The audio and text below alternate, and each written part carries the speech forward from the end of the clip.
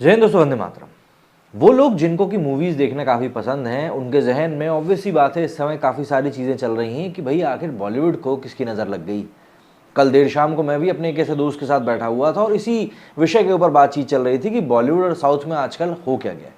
तो मेरे दोस्त ने कहा कि तू फालतू में इतना लोड ले रहा है, ये तो पहले भी होता था। साउथ के एक्टर और एक्ट्रेसेस यहाँ आकर पहले भी काम करते थे। ऐसा नहीं है कि नागार्जुन ने ब्रह्मास्त्र में पहली बार काम किया है, वो पहले भी बॉलीवुड में काम कर चुका है। ऐसा नहीं है कि मोहनलाल ने यहाँ काम नहीं किया, और सबसे बड़ी बात ऐसा नहीं कि रजनीकांत और कमल हसन ने यहाँ काम नहीं किया है, और रेखा और हेमा मालिनी तो शायद सबसे बड़ा एक अपवाद है इस बात का। मेरे भी दिमाग में 2 मिनट के लिए बात आई कि हाँ यार ये बात तो सही है, लेकिन फिर मेरे दिमाग में एक दूसरी बात ये आई कि यार ये सब तो वन वे ट्रैफिक है। साउथ के लोग यहाँ आ रहे थे, बॉलीवुड वाले तो वहाँ जा नहीं रहे थे। और बीच में जब मैं इस पूरे एक सब्जेक्ट के ऊपर वीडियोस बना रहा था, तब एक वीडियो में मेरे सामने बात निकल कर आई थी कि बॉलीवुड वाले उस समय, ये साउथ वाले जब भी यहाँ पर किसी टेक्नीशियन की तलाश में आया करते थे या किसी भी सपोर्ट की तलाश में आया करते थे, तो उनको काफ़ी हाई चार्जेस देने पड़ते थे। इसीलिए साउथ वाले ज़्यादातर बॉलीवुड वालों को इन्वॉल्व नहीं करना पसंद करते थे। लेकिन हाँ, साउथ वाले यहाँ पर आकर बिल्कुल काम करते थे, और अगर वो लायक होते थे तो उनको बिल्कुल काम भी मिलता था और वो नाम भी कमाते थे। हालांकि मोहनलाल और नागार्जुन इतना सक्सेसफुल हो नहीं पाए बॉलीवुड में, इसलिए उन्होंने वापस साउथ का ही रुख कर लिया। लेकिन अब समय पलट चुका है। अगर हम लोग एग्जाम्पल्स देना ही शुरू करें तो लाल सिंह चड्ढा में नागा चैतन्य को लिया गया। नागा चैतन्य का रोल इतना बड़ा नहीं था कि किसी बॉलीवुड एक्टर से नहीं कराया जा सकता था, और जिस तरीके से उनको प्रेजेंट किया गया था कि नहीं यार बहुत मतलब नागा चैतन्य है, नागा चैतन्य है, मूवी देखने के बाद पता चला था कि छटाक भर का रोल है।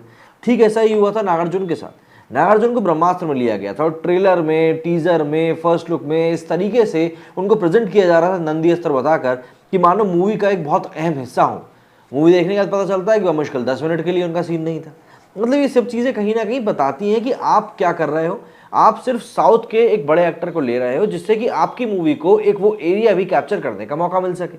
और बात सिर्फ इतनी नहीं है, अगर हम लोग आगे बढ़ें तो आज की डेट में बॉलीवुड भी ये चीज़ कहीं ना कहीं समझ रहा है कि भाई साउथ की तरफ उसको जाना पड़ेगा ही, क्योंकि अगर वो साउथ की तरफ नहीं जाएगा तो जो हिंदी पट्टी के उसके खुद के दर्शक हैं वो लोग भी उसको नहीं देखेंगे। और कांतारा इस समय इन सभी के मुंह पर एक बहुत बड़ा तमाचा है। वो मूवी जो कि 30 सितंबर को रिलीज़ हुई थी और अपने रिलीज़ के 15 दिनों के बाद वो हिंदी में रिलीज़ होती है, और उसके बाद हिंदी में रिलीज़ होने के बाद 3 दिनों में ही 10 करोड़ का बिजनेस कर लेती है।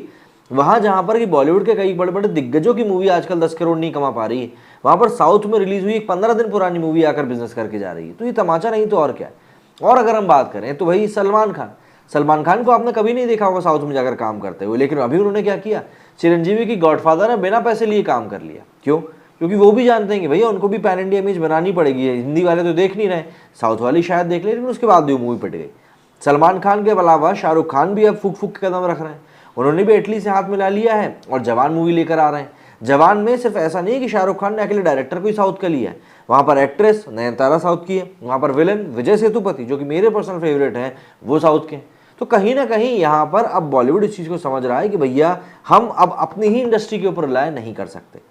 और फिर परसों खबर निकल कर आई कि भैया धोनी अब मूवी प्रोडक्शन में उतारने वाले हैं। तो मुझको 2 मिनट की लगा कि भाई Dhoni the untold story Sushant Singh Rajput को लेकर इसी बॉलीवुड ने बनाई थी, तो ऑब्वियसली बात है ये हो सकता है इस समय बॉलीवुड का जो पूरा काला अध्याय चल रहा है इसको सपोर्ट करने के लिए धोनी शायद बॉलीवुड में पैसा लगाएंगे। लेकिन नहीं, वहाँ से भी बात ये निकल कर आई कि भैया धोनी जो है साउथ में पैसा लगाएंगे, और बात चल रही है कि थलापति विजय या फिर महेश बाबू को लेकर कोई मूवी बनने वाली है। मतलब ये सभी चीज़ें कहीं ना कहीं बताने के लिए मुझे ऐसा लगता है इस पॉइंट ऑफ टाइम पे काफ़ी है कि जो भी कुछ सिनेरियोज चल रहे हैं वो सिनेरियोज बस इसीलिए हैं कि बॉलीवुड अब कंधे का इस्तेमाल कर रहा है साउथ के, जिससे कि वो साउथ के कंधे में बंदूक रख के चला सके और फिर समझ सके कि हाँ भैया क्या करना है। मतलब आप सोचिए, आदिपुरुष जैसा बड़ा प्रोजेक्ट बन रहा है और उसमें लिया किसको गया है? प्रभास को। क्यों भैया? पहले तो ये सब चीज़ें आपको दिखती नहीं थी, बाहुबली रिलीज हुई नहीं कि प्रभास ही आपको दिखाई दे रहा है। अच्छा, बाकी सब वहाँ पे नॉर्मल है, बाकी सब वहाँ पे कृति सेनन है और सैफ अली खान है। मतलब आपने प्रभास को ले लिया कि हाँ चलो इसके नाम पे मूवी बेच देंगे, बाकी मूवी में क्या था आपने टीजर देख ही लिया है। अच्छा, और अमिताभ बच्चन भी इस चीज़ में पीछे नहीं है। उनकी मूवी आई गुड बाय, उसमें ही एक्ट्रेस कौन थी? रश्मिका मंदाना। भाई पुष्पा की सक्सेस के बाद रश्मिका मंदाना को भी तो कैश करना था।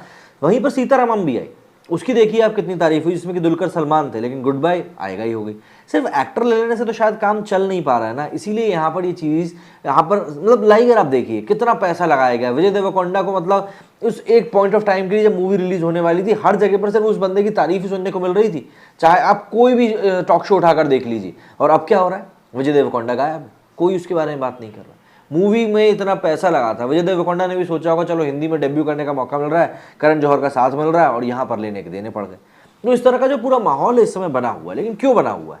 क्योंकि कहीं ना कहीं पब्लिक को भी जो साउथ एक्टर्स की जो सिंप्लिसिटी है वो काफ़ी ज़्यादा पसंद आ रही है। जिस तरीके से वो फैंस से डील करते हैं वो काफ़ी पसंद आ रहा है।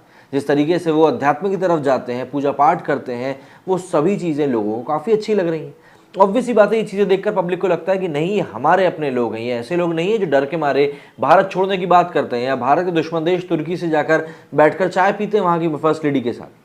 ये सभी चीज़ें कहीं ना कहीं आज की डेट में पब्लिक को दिखाई दे रही हैं और इसीलिए उनका जो झुकाव है वो साउथ की तरफ बढ़ रहा है। भाई KGF को हिंदी में किसने डिस्ट्रीब्यूट किया था? एक्सेल एंटरटेनमेंट, जो कि फरमान अख्तर की।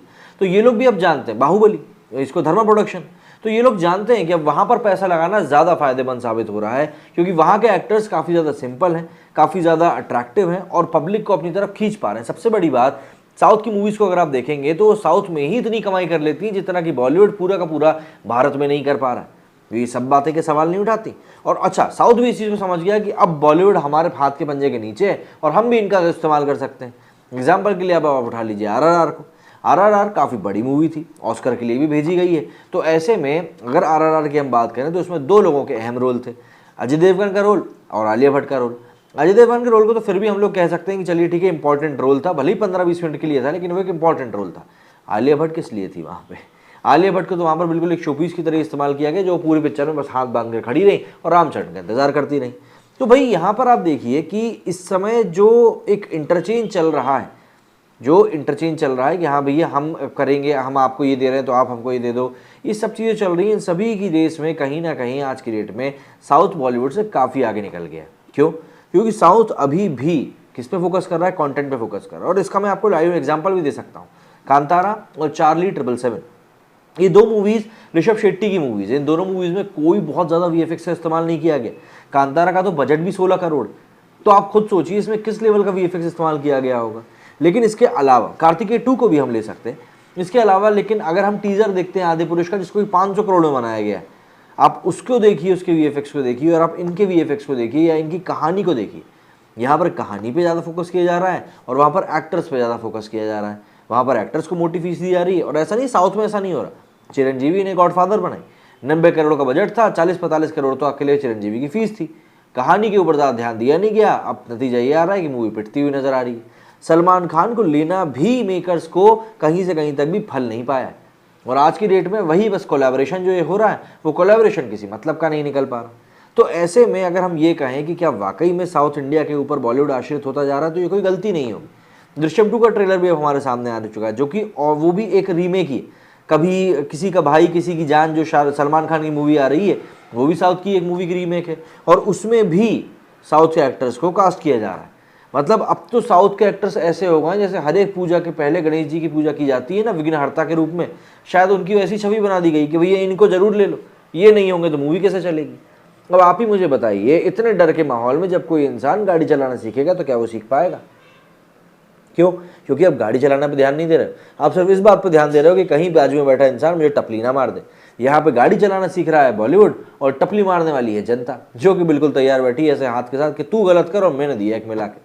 मेरे इस वीडियो में फिलहाल इतना ही। जय हिंद, जय भारत।